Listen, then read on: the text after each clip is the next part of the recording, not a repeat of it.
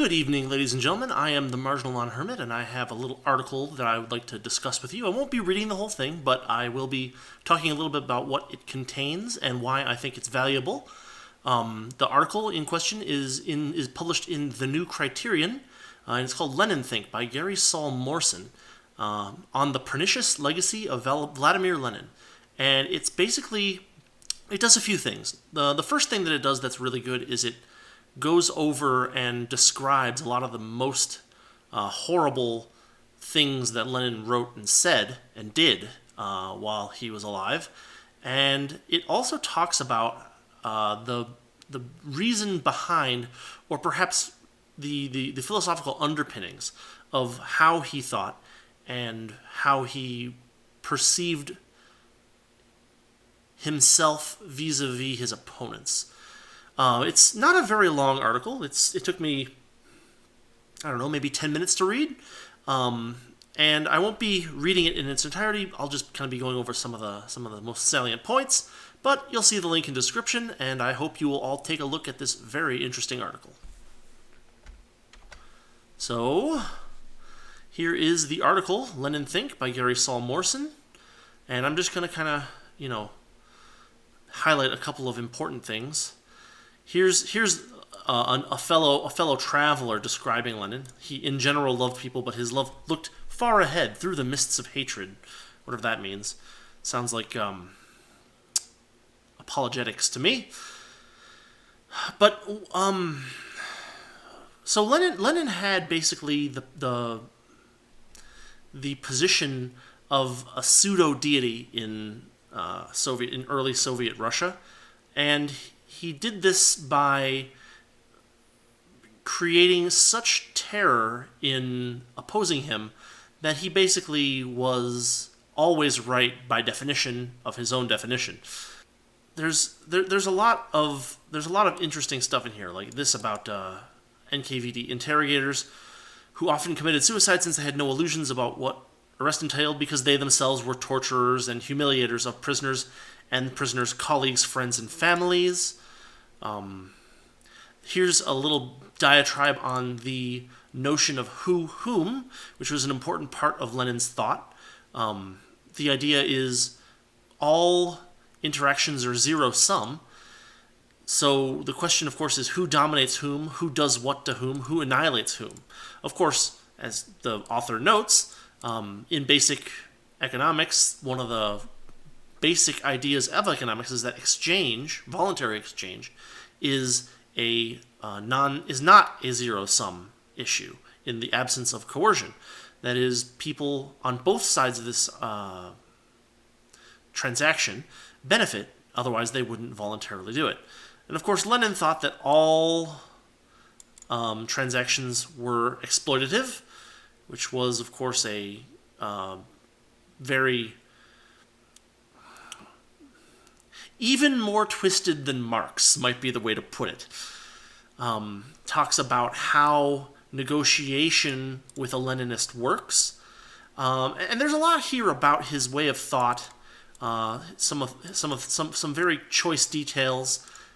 He wrote here in his book "What Is to Be Done" that the only choice is either the bourgeois or the socialist ideology. There is no middle course.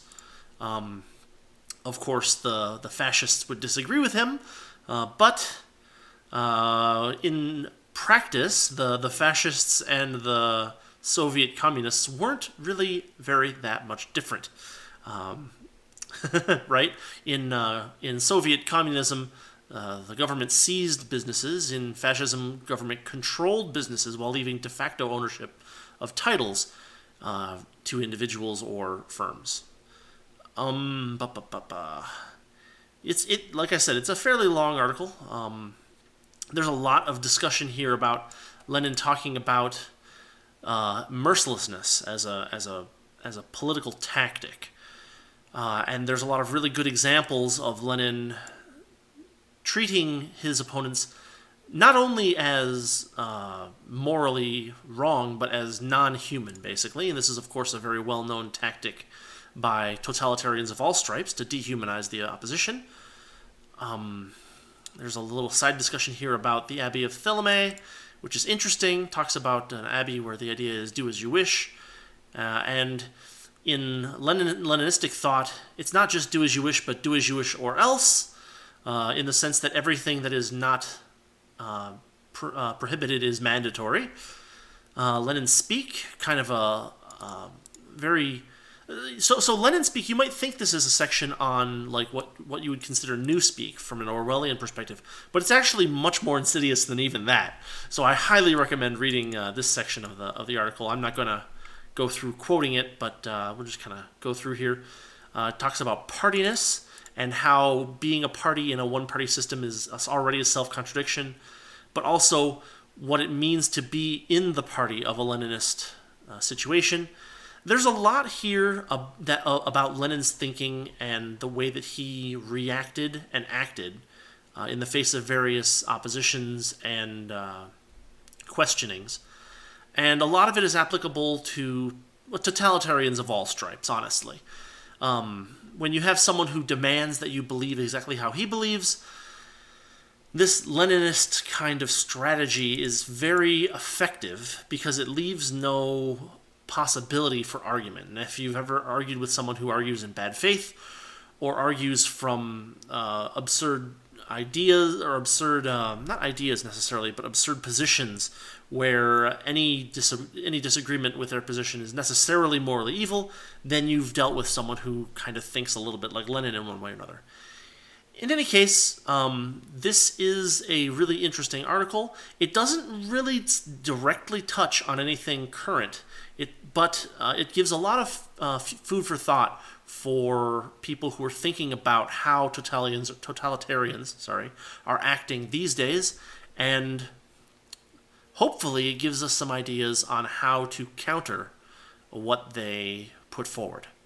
With that, I don't want to make this too long. I just thought this was a really nice article. I'll put links in the description as usual. And I hope everyone who checks out this video will go and take a look at it. Give it a couple of minutes of your time. Being able to understand the totalitarian mindset is a very important part of fighting for liberty, because you'll often be fighting against people who have a totalitarian mindset.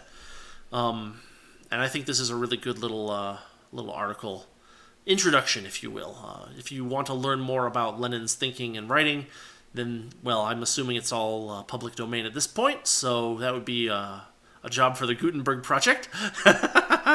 Don't pay money for communist literature if you can at all avoid it. In any case, I'll close it down here. Thanks for watching. Thanks for listening. And, yeah, check this article out. See y'all later.